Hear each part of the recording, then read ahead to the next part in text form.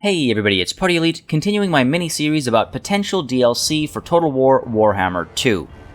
Another faction with very little coverage from official Games Workshop sources that might make it into the game, if Creative Assembly is feeling particularly creative, is that of the Amazon.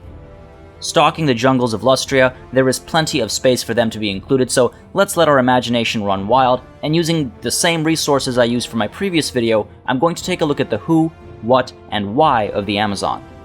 The resource is linked in the description below, and I also have timestamps down there as well.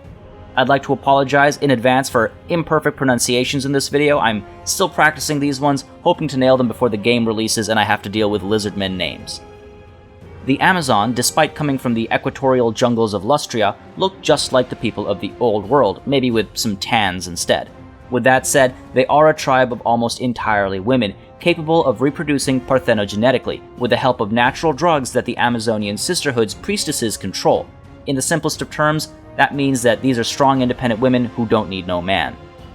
Favored by the Old Ones, Amazonians were taught much about magic, science, and philosophy. Even to date, the Amazonian Sisterhood guards and uses the knowledge of the Old Ones. This potentially justifies the pride that Amazonians showcase in their society, culture, and independence. With rather upturned noses, they have little time for other humans or humanoid races, and any warbands that have attempted landfall near the Amazonian tribes were quickly turned back, defeated right where they arrived. These women are in a constant state of war against the lizardmen as well, partially egged on by the fact that the Amazons hunt skinks and wear their hides as clothes. Defending their territory most violently, the Amazons are extremely warlike. All of them are expected to serve in the military, and they despise men, sacrificing any they capture or find in the jungles to their gods. Stories permeate of the Amazons' capabilities as master herbalists, suggesting they prepare potions for use in sacrificial ceremonies, and that they brew some elixir of youth that keeps them alive outside of mortal wounds or natural disaster. They're also known to go venturing into ruins, searching for ancient Slann artifacts that they use as exotic weapons to defend their homes. At the center of Amazon society, the Amazonian Sisterhood is a religious order worshipping the deity Rig, a goddess of war and ferocity in battle, as well as the core of the government, military, and culture. The queen and nobility are all members of the Amazonian Sisterhood. That should give you some perspective of their importance, and the fact that they select members at birth should give you an idea of how much the society relies on ritual and codes of conduct. Most Amazonians are blindly loyal to the Sisterhood, while a small group of dissenters despise it for the unilateral power it exhibits over their society. The Sisterhood is also responsible for safeguarding the weapons and technology that the Old Ones have left behind, as I touched upon earlier, and their temples are pyramids of the Old Ones, guarded by the militant order of the cult, the Kalim. With a relatively complex society all based around this monastic order and a hatred for outsiders, it's interesting to learn how the Amazon tribes got here.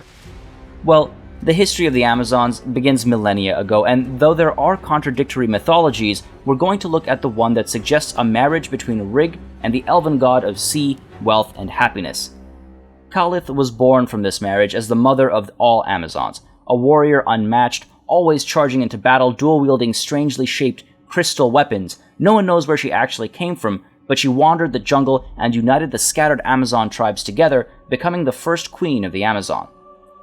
The Amazon were given a special role in the creation of the world, as favored servants and handmaidens of the gods. In this golden age of science and technology, the Amazon were an independent people, and almost treated as equals by the Slann, while other humans were seen as inferior and were enslaved.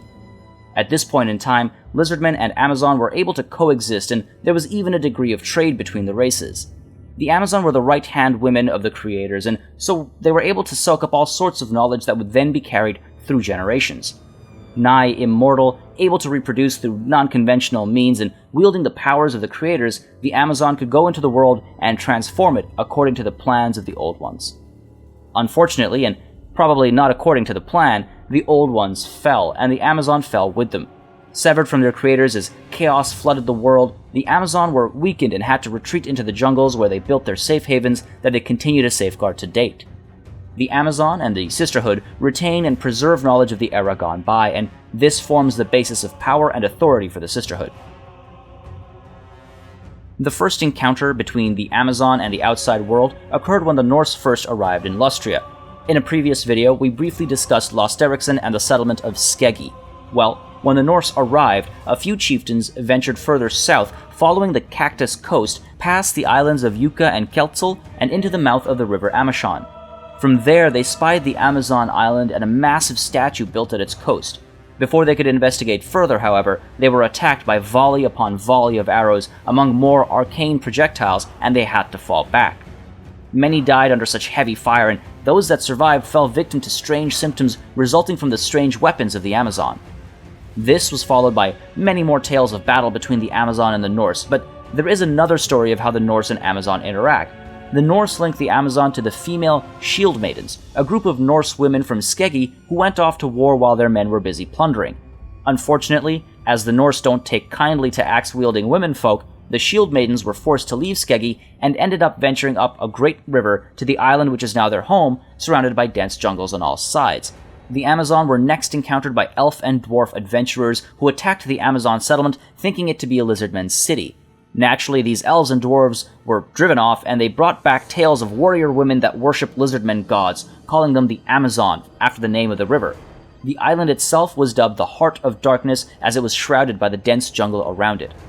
Now, this Shield Maiden version of events is most certainly less likely. After all, the Amazon were already there when Lost Ericsson came to Lustria. Apart from this, there are rumors that the Amazon use strange drugs to give them everlasting youth, a rumor that draws many raiders to their strongholds in search of this strange drug or herb. There have been many such expeditions and assaults upon the Amazon, and raiders have managed to pillage quite a few of their temples, and some of the women have been carried off as slaves as well. Prince Roderick of Britonia assaulted the Amazon island before a Talayan expedition by Juan Corneto saw the Amazon homelands robbed and hurt to a point that the Amazonians distrust the Old Worlders since then more than they ever did before. Francisco Cortez and his conquistadors have also had conflicts with the Amazon and were likely to join the Amazon as the power of chaos has grown and marauder tribes have begun striking deeper into Lustrian jungles alongside Dark Elves.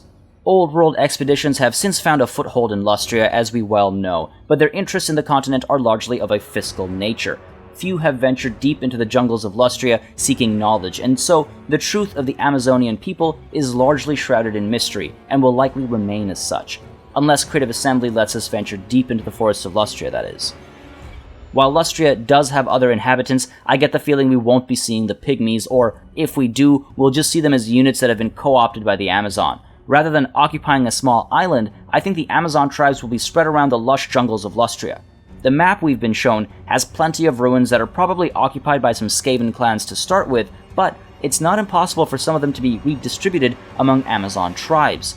Unlike the previous two DLC I've discussed, I think the Amazon will only have 2 legendary lords with 2 different starting positions. The faction leader, as per the resource I've linked below, would be Thalestris, Queen of the Amazon, Melee Lord.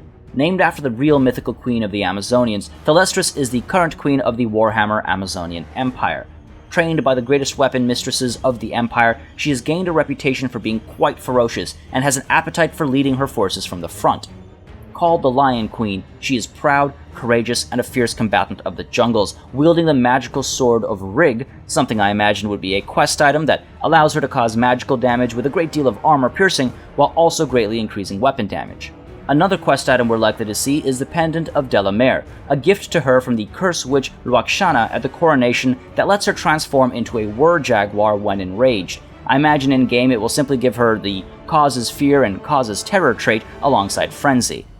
It might actually spawn a feral jaguar to the field instead, but I'd be very surprised to see a morphing Queen of the Amazon. Finally, I think we'll also see the Crown of the Amazon Queens as another quest item that gives an immunity to psychology, as well as a great degree of damage resistance. Naturally, the Queen of the Amazon will probably have very high melee attack and melee defense stats, alongside high weapon damage. She's likely to be unbreakable to represent her warrior nature, but I imagine her armor will be very low, countered by a natural damage resistance and high melee defense. I imagine she'd have the Strider trait as well, and in fact, I think all units and lords in the army should have the Strider trait. I'd like to see her charge in on foot, or potentially come in riding a jaguar or some other jungle beast, and potentially an airborne beast as well. I imagine that she will start on the Amazon island, and her objectives will likely be to destroy the lizardmen, as well as all those who trespass upon her lands. Nagaroth is probably next, and she likely has skin in the Great Vortex game as well, considering Chaos and the Old Ones probably wouldn't get along. The caster lord will probably be Lwaxanna, Curse Witch of Blue Stumps. No one in Lustria knows where she's from, and though the resource suggests she keeps herself isolated from the rest of Amazon society, I think she is likely to be triggered into action by events in the game. Amazon themselves are afraid of her and her voodoo magic. In-game, Lwaxanna will likely bring the lore of shadows, the lore of death, and potentially an Amazon-specific lore, the lore of the Serpent. Likely a Strider as well, she probably will have lower melee stats, but not as low as typical caster lords. Her leadership will likely be high as well, and I imagine there will be at least some degree of damage resistance. The Blue Nightshade Dagger will likely be a quest item that increases melee attack, adds poison damage, and potentially increases melee damage as well. The Staff of Retribution will potentially be available from the start of the campaign, giving Lwaxanna a magic missile. The Voodoo Dolls are likely to be a quest item as well, and might work like Wurzag's own equivalent, a direct damage ability that drains a fair bit of hit points from a single entity, unless it has magic resistance, of course. Finally, the Amulet of the Great Toad will most certainly make a showing as a quest item that will maybe grant magic resistance to herself, a targeted unit, or units within a radius around her. I feel like if she's included in this form in the game, we might see Lwaxanna start elsewhere in Lustria, far from home, potentially baited out of her cave by some ill omen and dark portents. Despite that, I imagine her goals will be the same as the Queen's: remove all opposition from Lustria, including the Lizardmen, and then maybe go after Lizardmen in the Southlands, if not chase after the Dark Elves. I imagine we're likely to see generic lords in the forms of commanders for the melee variant and priestesses for the casters. Melee lords will likely have decent melee stats, high leadership, or potentially all be unbreakable, and will likely have low armor, but be protected by the high melee defense stat. I'd like to see melee lords have the option of coming in on jaguars and potentially pterodons as an air option. Priestesses will likely have similar mount options, and I suspect that they'll have lower melee stats and, in this case, probably as low as most generic caster lords. Variants will probably include lore of light, life, beasts, heavens, and potentially an Amazon-specific lore, like the lore of the Serpent. Again, I suspect these guys will all have the Strider trait. In fact, I think all Amazon units should have it, as I mentioned earlier. With that covered, let's take a minute to discuss what might become the Amazonian lore, the lore of the Serpent. With the lore attribute Spirit Walk, we'll likely see a big increase in movement speed when a spell is being cast, allowing Amazonian units to rush from position to position as if they were stalking through the jungles. Singing Wind is likely to be a wind spell or a breath spell. I'm hoping for the former because of the sheer awesomeness of wind spells. Serpent's Strength will likely be an augment that greatly increases weapon damage to units within an area, while Wandala's Maelstrom will likely be an augment spell that grants missile resistance to a group of units within the area of it being cast. Shield of Thorns will probably give a boost to melee attack to a single unit, while the Living Jungle is a magic missile, and Embrace of the Serpent is a direct damage spell that will potentially do a decent amount of damage to multiple entities in a unit. Think the Fate of Buna. Finally, Siren's Dream would be a hex that reduces speed, melee attack, melee defense, and weapon strength for units within a medium radius. Beyond magic, I'd like to see plenty of interesting amulets, items, herbs, and arcane artifacts from the Amazon. It would make sense to have options such as the Sun Staff that acts as a magic missile with armor-piercing magic damage, or the Claw of the Old Ones that might have armor-sundering capabilities. Diving into units, I think Amazon warriors are likely to form the core of the military at the lowest tier. As a tribe of fierce warriors, we can expect even these low-tier units to have decent melee attack skills with potentially middling melee defense and weapon damage. I suspect we'll get Vanguard deployment and the Strider trait across the variants: Sword, Greatsword, and Spear. I also imagine an anti-infantry trait for swords and greatswords, yes, even at this low level, to really drive home the ferocity of these warriors. Alternatively, we'll get Frenzy for these units. At the same time, I think we'll get low to no armor and no shielded variants, allowing an army with range to take out a large part of the Amazon forces easily from a distance. Eagle Warriors are going to be an alternate low-tier infantry, but like other Amazon infantry units, they'll likely remain poorly armored, very fast on foot, and once more, likely with the Strider trait and potentially even Vanguard deployment. I suspect we'll see at least two variants, one with swords and another with spears. Alternatively, we'll see swords, spears, greatswords, and halberds, bringing some armor piercing when required. The Kokka Kalim will likely fall in a similar position as the Flagellants do for the Empire. As the militant wing of the Sisterhood, the Kokka Kalim are religious zealots absolutely fanatical in their dedication to the goddess Rig.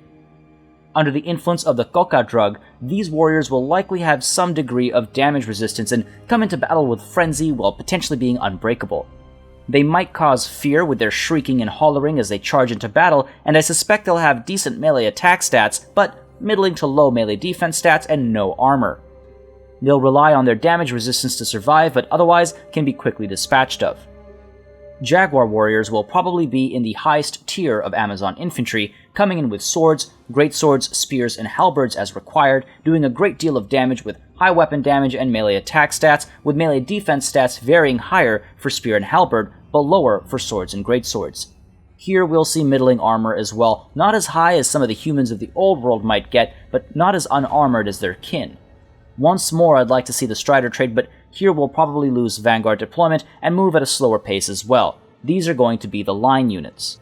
Finally, also at the highest tier of Amazon infantry, I imagine we'll see the Totem Guardians. These warriors not only guard the Queen, but also the inner sanctums and hidden vaults of the Sisterhood's shrines and temples. Important priestesses are escorted by Totem Guardians, and Totem Guardians themselves are seen to be of a prestigious rank. I suspect these warriors will have middling melee attack stats, but very high melee defense stats to reflect their role potentially with the Guardian trait. Middling armor, and on the slower end of things, they'll probably have armor-piercing weapons and potentially anti-infantry bonuses. For once, I suspect we'll see shields, and though I'd hope to see the Strider trait, I imagine there's no Vanguard deploying these units. Piranha warriors are warriors who show an aptitude for scouting, and I suspect we'll see them reflected in the game as Vanguard deploying, stalking units with relatively low melee stats but decent ranged capabilities. They might even have anti-large javelins, and there's a chance they'll come with poison variants. I'd like to see them be pretty fast as well, with the ability to fire in multiple directions while moving, but if caught, they'll likely fall apart quickly. Jungle Stalkers will likely join them on the field as ranged units, with bow and arrow bringing poison damage to the field with their stalking and striding alongside Vanguard deployment as well. The poison they use is supposed to be especially horrifying, so I'd like to see them reduce enemy leadership more than the average ranged volley as well. Jaguar packs will likely be the equivalent of direwolves, fast-moving interceptors meant to shut down enemy ranged support and missile cavalry, able to come in with rear charges later. Low armor, poor against armored units, and probably with low melee defense stats as well, these Jaguars will die a quick death if not taken care of, but will provide great tactical benefits on the field. Cold One Riders will likely make the bulk of Amazonian cavalry units. I suspect we'll get these Cold Ones as tame variants, unlike the Dark Elves, and so rampaging won't be an issue. I suspect we'll see light cavalry with low armor, middling melee attack, high speed, terrible melee defense, but a middling charge bonus that makes them worthwhile for cycle charging. Beyond that, we'll likely see a variant with lances and barding that have more armor, anti-infantry capabilities, and better melee attack stats, as well as a higher charge bonus. Finally, I think we'll see a variant with halberds, providing a large anti-large unit that fills a role similar to Blood Knights or Demigryph Knights with halberds. Huntresses will likely give us a ranged cavalry unit, very quick to move, capable of striking with regular or poison javelins, doing anti-large damage. Huntresses are guardians of Amazon and among the higher tiers of society, taming jaguars from a young age, proceeding to ride them on the battlefield. This likely means they'll be mediocre at best in melee, but with the ability to stalk, Vanguard deploy, and throw javelins in all directions while moving, we might see some great tactical uses for these guys. Pterodon riders will likely form an air force for the Amazon. Like their lizardmen counterpart, I suspect we'll see the riders partake in ranged combat, while the pterodons themselves will be able to drop a rock at one point during the battle. The ranged fire will likely be in the form of javelins, and once more I suspect we'll get a poison variant, though a low ammunition count will make these guys worth less than a grounded counterpart. Among the more unique monstrous units on the field for the Amazon, I think we might see the Goril. Intelligent primates, the equivalent of gorillas. Really, these are quite large and powerful beasts, and the Amazons, when they call Goril to battle, will usually equip them with thick armor and even weapons. I suspect we'll see a few variants of these 8-foot-tall beasts, a feral variant that has little to no armor, maybe a small degree of damage resistance, a great deal of weapon damage but middling melee stats alongside very high speeds. We'll likely see an axe or hammer variant that does a great deal of armor-piercing damage, has decent armor, but loses a great deal of speed as well. And finally, I think we'll see a great weapon variant that does armor-piercing damage and is built for anti-large uses. Whatever the case may be, I hope they make it into the game, and I want to see how they charge in. I'm hoping for something along the lines of the Minotaurs from the Beastmen. I think all variants will cause fear, while there might be another bigger version called the Silverbacks in the resource I've linked below, and they might also cause terror. Finally, I think we might see the avatar of Rig as an equivalent to giants for the Amazon. Massive individuals that cause fear and terror with damage resistance, but low armor and a great deal of anti-infantry weapon damage with high melee attack and middling melee defense. Most likely unbreakable as well, after all, why would an avatar of Rig flee from battle? I'd like to see these avatars have an inspiring aura around them as well, and it'd be nice to see them come in with some abilities that they can cast on friendly units, possibly providing traits like Frenzy or increasing melee attack as the allied forces are driven to more violent inclinations by the mere presence of the avatar, or at least by blessings that she provides mid-battle. Listening back to all the descriptions I've provided, the army might start to feel a little familiar. I do think the Amazon will be an equivalent to Wood Elves, lots of Vanguard deployment options, lots of fast-moving units, a great deal of kiting among range units, but comparatively more formidable in prolonged melee with higher-tier units. While I think we're being very hopeful with the chances of the Amazon being in the game, I do think it's likely enough to spend time researching them and making this video for. The resource I have linked below does suggest some other units and has some additional lords in mind as well. I don't think we're likely to see them, however, and this series is about what I suspect we'll see. If you're curious about those remaining lords and the one unit I skipped, I highly recommend checking the book and the site out. I do hope we get to see the Amazon in-game. I highly suspect we'll see them before we see pygmies. What other factions do you think we're likely to see in the game? Do you think the Amazon are going to be left behind? Let me know in the comments below, and if you enjoyed this video, feel free to drop a like and let me know. As always, thank you very much for watching, and if you'd like more Total War content, make sure you subscribe to this channel for an endless flow of battles, let's plays, news, and constant speculation.